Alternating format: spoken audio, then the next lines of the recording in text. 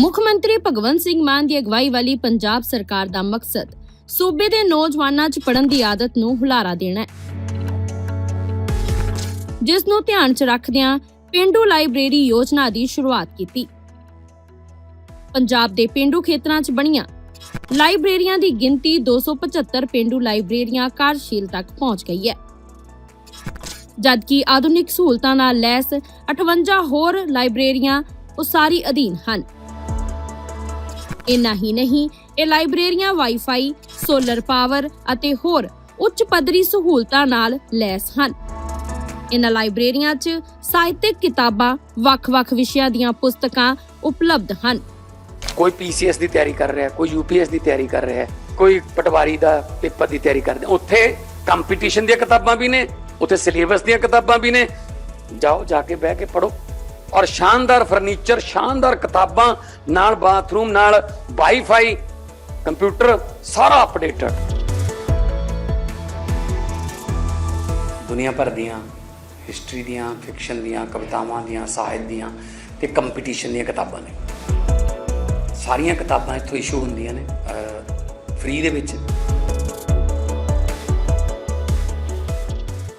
चंडीगढ़ में बीजेपी दफ्तर के बाहर ब्लास्ट होने के बाद एक बार फिर ये सवाल उठने लगा है कि क्या चंडीगढ़ का प्रशासन, जो यूटी चंडीगढ़ का प्रशासन गृह मंत्रालय के अधीन है, क्या जैसा कि पंजाब लगातार मांग करता रहा है कि चंडीगढ़ को अब सीधे ही प्रदेश के अंदर आना चाहिए, चंडीगढ़ को पंजाब को दे दिया जाना चाहिए। कल से आम आदमी पार्टी के कई नेताओं ने इस बात को रखा है कि अगर चंडीगढ़ में सीधे पंजाब का दखल होगा तो वहां का प्रशासन चुस्त दुरुस्त होगा। हमारे साथ बातचीत करने के लिए मलविंदर सिंह कंग साहब हैं। कल तक पंजाब को लेकर, कानून व्यवस्था को लेकर सवाल उठ रहा था, लेकिन चंडीगढ़ में जिस तरह से बीजेपी दफ्तर के बाहर ब्लास्ट हुआ, क्या सीरियस कंसर्न है? नहीं, देखिए, सीरियस कंसर्न इसलिए है कि चंडीगढ़ ऑलरेडी एक बड़ा हाई सिक्योरिटी जोन है और बड़ी वेल डिसिप्लिन्ड, वेल ऑर्गेनाइज शहर है।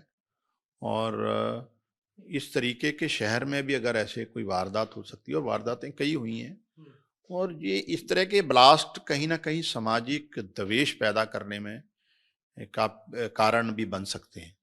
तो ऐसी घटनाओं की तो जितना कंडेम किए उतना कम है, और चिंता का विषय है।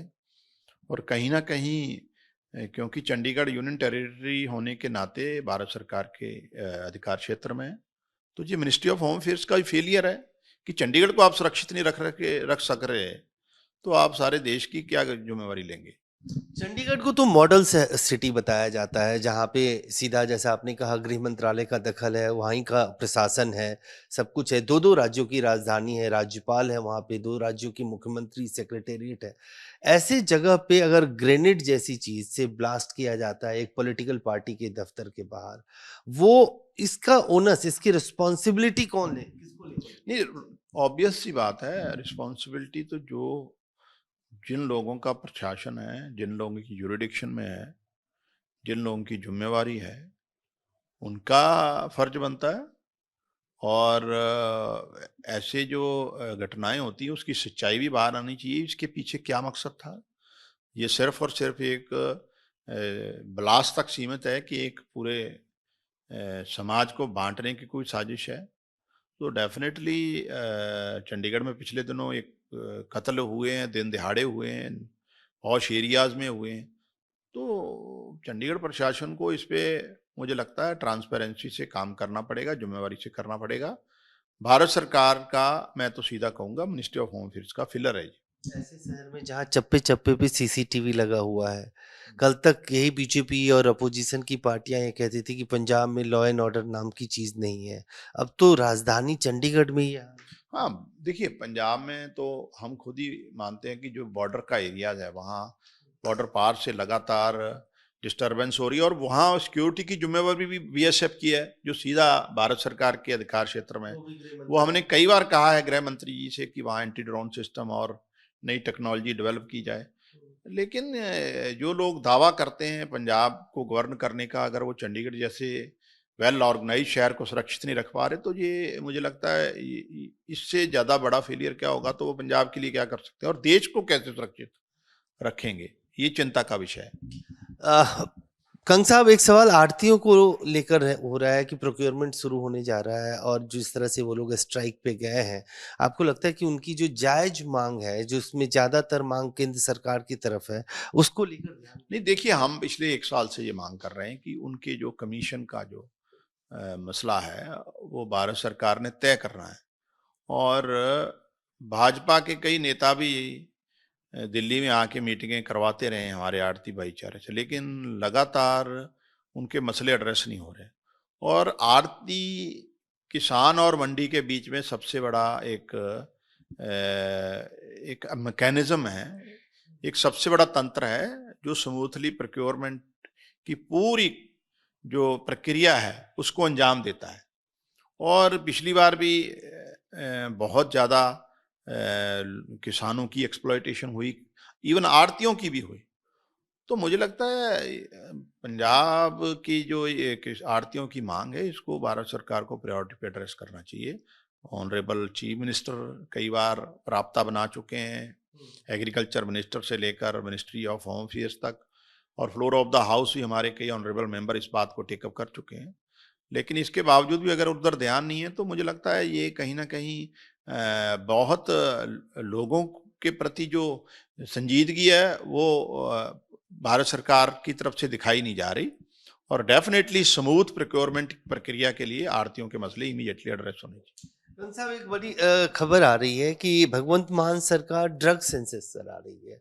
देश में वैसे ही सेंसस शुरू हो चुका है, ऐसे में ड्रग सेंसस कराना, आपको लगता है कई बार जो ये सवाल उठता है कि पंजाब में नशे की बहुत बड़ी समस्या है, उसको एड्रेस करने के लिए? नहीं, देखिए, पंजाब में नशे की समस्या है, इसमें कोई दो राय नहीं। लेकिन जिस तरीके के आंकड़े अभी तक पेश किए जाते हैं अलग अलग लोगों से, वो तो कहीं ना कहीं पंजाब को बदनाम करने की कोशिश ज़्यादा है।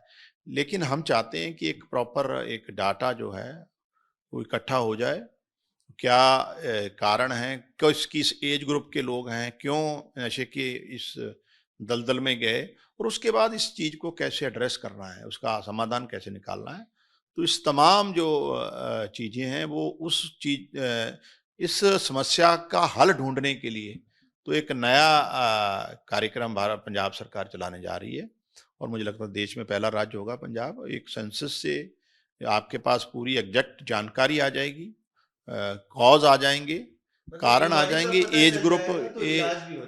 एज ग्रुप कौन सा है, उसके बाद इस मसले का हल कैसे हो सकता है, उसके लिए पंजाब सरकार वो समाधान निकालेगी। एक आखिरी सवाल कंग साहब, एचएस फुल्का जो पहले कभी आप लोगों के साथ हुआ करते थे, अब बीजेपी में शामिल हो गए हैं, पंजाब की राजनीति में कितना आप असर देखते हैं? देखिए, देखो, फुल्का साहब बड़े रिस्पेक्टेड और लॉयर हैं और हम लोग सभी उनका सत्कार करते हैं। अब उनका क्या राजनीतिक मंतव्य है भाजपा ज्वाइन करने का, ये तो वही बता सकते हैं। और हर एक आदमी को ये उसका कॉन्स्टिट्यूशनल डेमोक्रेटिक हक है कि किसी भी राजनीतिक दल से वो जुड़ सकता है और अपनी राजनीति कर सकता है। हमारी उनको शुभकामनाएं।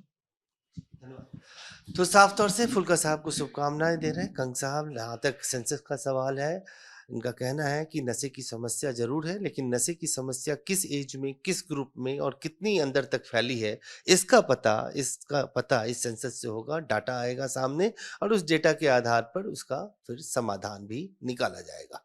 कैमरामैन फिरोज के साथ अजय झादानिक, सवेरा, दिल्ली।